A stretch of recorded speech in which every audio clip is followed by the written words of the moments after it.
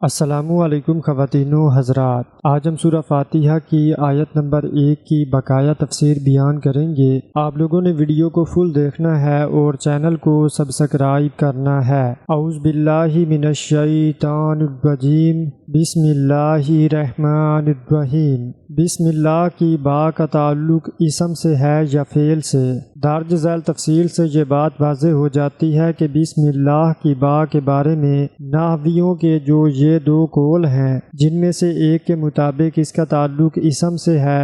اور دوسرے کے مطابق فعل سے، تو یہ دونوں قول قریب قریب ہیں اور ان میں سے ہر قول کا ثبوت قرآن مجید سے ملتا ہے۔ جو لوگ اس کا تعلق اسم سے بتلاتے ہیں وہ کہتے ہیں کہ اصل میں جملہ یہ تھا،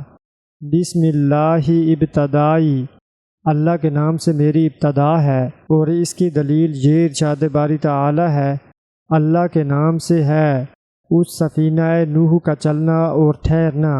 بے شک میرا رب بہت بخشنے والا اور انتہائی مہربان ہے۔ اور جو حضرات فعل کو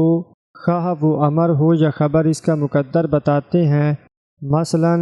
ابدو بسم اللہ، اللہ کے نام سے شروع کرو، یا ابتدات بسم اللہ، میں نے اللہ کے نام سے شروع کیا، ان کی دلیل یہ ارشاد باری تعالی ہے، اپنے رب کے نام سے پڑھیے جس نے پیدا کیا ہے۔ بہرحال یہ دونوں قول ہی صحیح ہیں، کیونکہ ہر فعل کا کوئی نہ کوئی مصدر بھی ضرور ہوتا ہے، لہٰذا آپ فعل کو بھی مقدر قرار دے سکتے ہیں اور اس کے مصدر کو بھی۔ مصدر اسی فعل کا ہوگا جس کا آپ نے پہلے نام لیا ہوگا، لہٰذا کھڑا ہونا یا بیٹھنا، کھانا ہو یا پینا، یا قراءت کرنا، وضو کرنا یا نماز پڑھنا، ان سب کاموں کے شروع میں خیر و برکت حاصل کرنے کے لیے،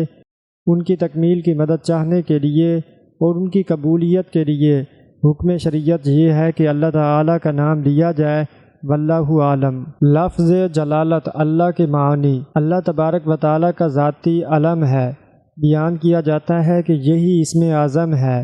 اس لیے کہ تمام اچھی صفات کے ساتھ اسی اسم پاک کو موصوف قرار دیا جاتا ہے، جیسا کہ ارشاد باری تعالی ہے، وہی اللہ ہے جس کے سوا کوئی معبود نہیں، وہ پوشیدہ اور ظاہر کا جاننے والا ہے، وہ بڑا مہربان نہایت رحم والا ہے، وہی اللہ ہے جس کے سوا کوئی عبادت کے لائق نہیں، وہ بادشاہ ہے نہایت پاک ہر عیب سے، سلامتی والا، امن دینے والا، نگہبان، غالب، زبردست، بڑائی والا۔ اللہ ان لوگوں کے شریک مقرر کرنے سے پاک ہے، وہی اللہ تمام مخلوقات کا خالق، ایجاد و اختراع کرنے والا، صورتیں بنانے والا۔ اس کے سب اچھے سے اچھے نام ہیں، جتنی چیزیں آسمانوں اور زمین میں ہیں سب اس کی تسبیح ہی کرتی ہیں، اور وہ غالب ہے، خوب حکمت والا ہے۔ ان آیات میں باقی تمام اسماء کو اللہ تعالیٰ کی صفات کے طور پر بیان کیا گیا ہے، جیسا کہ ارشاد باری تعالی ہے، اور اللہ کے لیے تو سب اچھے سے اچھے نام ہیں، تو اس کو اس کے ناموں سے پکارا کرو، اور فرمایا کہہ دیجئے کہ تم اللہ کو اللہ کے نام سے پکارو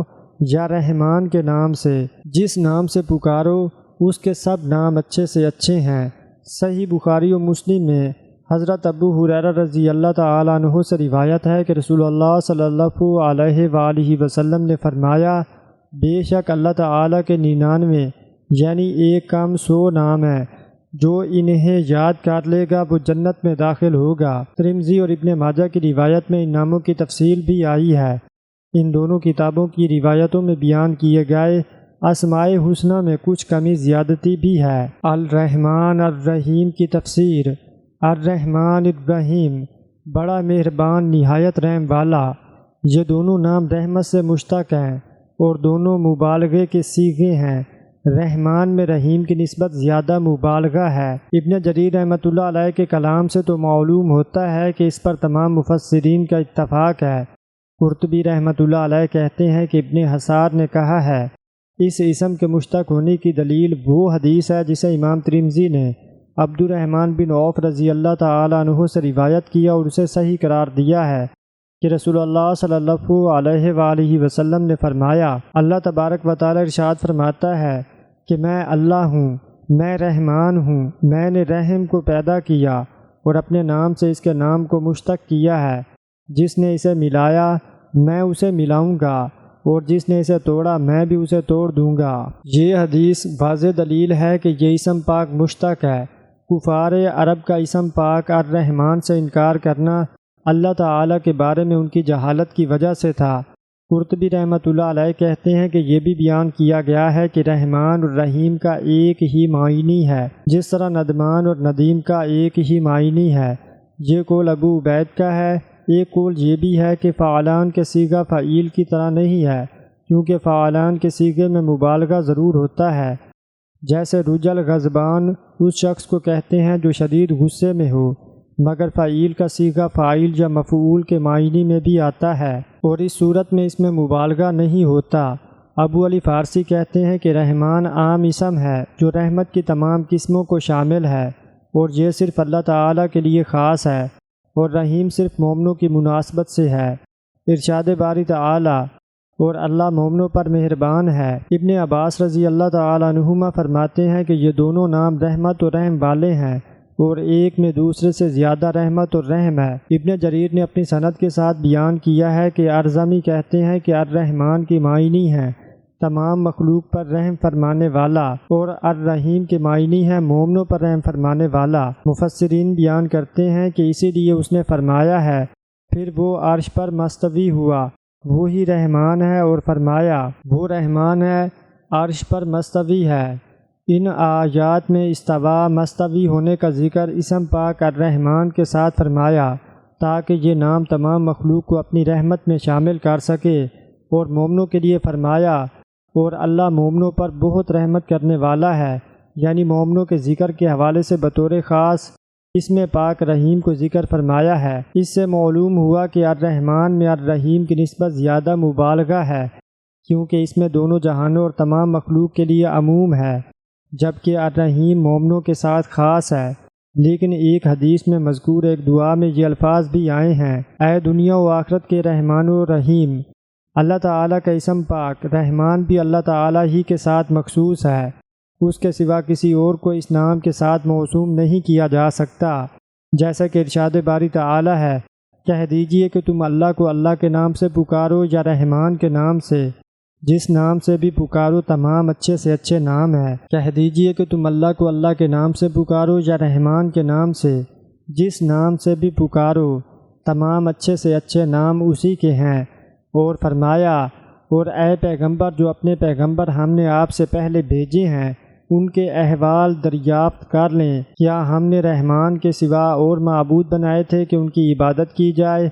مسلمہ کذاب نے جب بہت بڑھ چڑھ کر دعویٰ کیا اور اپنا نام رحمان الجمامہ رکھ لیا تو اللہ تعالیٰ نے اس کو لباس کذب پہنا کر اس کے ساتھ اسے مشہور کر دیا کہ اسے مسلمہ کذاب کہا جاتا ہے، اور ہر پکے گھر والے شہری اور کچے گھر والے دیہاتی اور گنوار کے ہاں جھوٹ بولنے میں ضرب المثل بن چکا ہے۔ اسی بنیاد پر یہاں سب سے پہلے اسم پاک اللہ ذکر کیا گیا ہے